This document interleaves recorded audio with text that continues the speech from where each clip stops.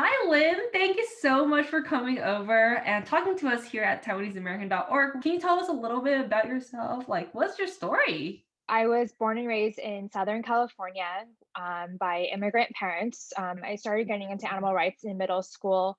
I had a friend who was sending me all these pamphlets from PETA, which is an animal rights organization.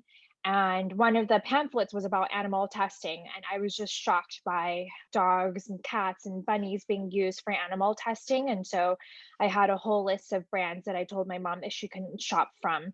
And I was, going to all kinds of protests for circuses and writing letters to governors and mayors and government officials and just really trying to fight for animals' rights. In college, I studied business with a secondary major in Chinese language and then studied art and art history minor. I studied abroad at National Taiwan University, and it made me think like, wow, I think I would love to do marketing because it combines psychology, it combines art and creativity, and also business and strategy. And I landed a role at a natural vegan cosmetics company in San Jose called 100% Pure. And they also are strong advocates for animal rights. So it was really almost like, a dream job. And then I felt like I needed more corporate experience. I went to work for a global PR firm in San Francisco. 1 year in, I was like, okay, this corporate's not for me. I really would love to work at a startup again. I landed a role at a natural skincare retailer in San Francisco called Ayla Beauty. That's really where I got to start thinking, like, what do I want for my life? I started thinking about moving to New York. I had a friend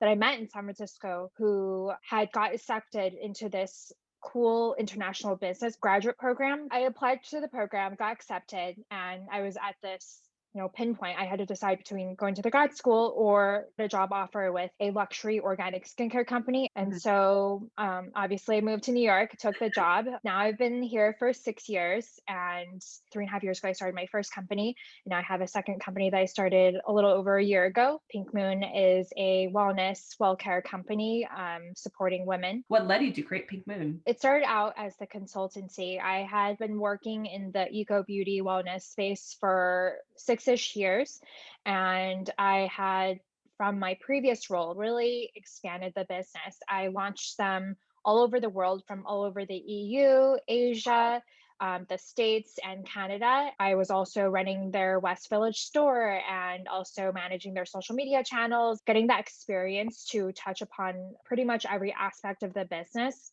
by myself because I was the only full-time employee. I really, gained this valuable experience on how to run a business on little resources. And so that inspired me to launch my own business because I had also started to freelance for a couple smaller companies that were specifically women founded, where it was just literally the founder running the business herself with no help. So I launched Pink Moon in June of 2017. And then I've now worked with 20 various brands at different stages of growth, from either an entrepreneur, a woman will come to me with an idea and a concept and wants to launch a company, to other brands that have been around for several years and already pretty established, but want to grow overseas or want help with PR and social media and whatnot. Can you maybe explain a little bit more about what does holistic wellness mean? For me, it's really about self love and loving yourself, taking care of yourself, because I didn't really truly take care of myself until a couple months before I started the company because I had just gone out of a really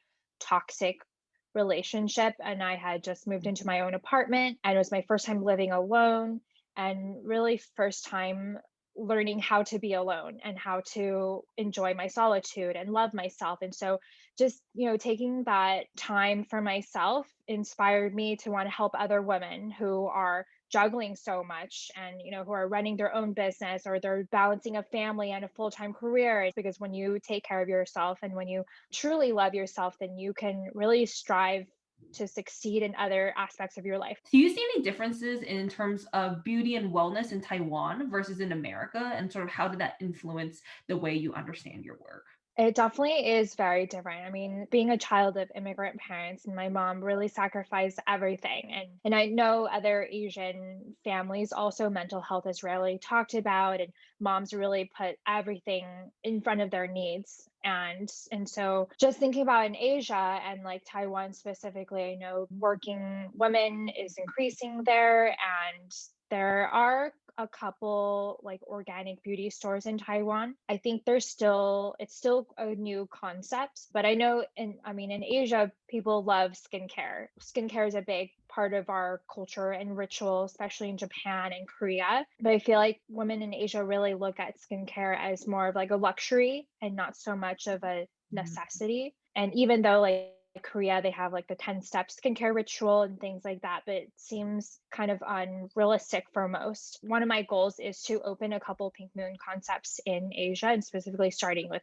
Taiwan first, because Mhm. that's where my family is. And I really want to inspire the women there to take better care of themselves and take time for themselves. What are you working on? When I started to think about the second Pink Moon concept, the retail community concept, I had goals to open a physical space in Manhattan, specifically in the Upper West Side neighborhood of Manhattan. There's more women than men living in that neighborhood, yet there's no wellness space or community space for the women up there. But obviously, with COVID, I had thought more about how I can make this concept digital. So in June, I launched the online store, and then we also host monthly virtual workshops and really provide a safe space for women to be themselves and take care and love themselves. Right now, I'm working on building a online community that would be kind of like a social network for women. And then I'm also hoping to open the physical space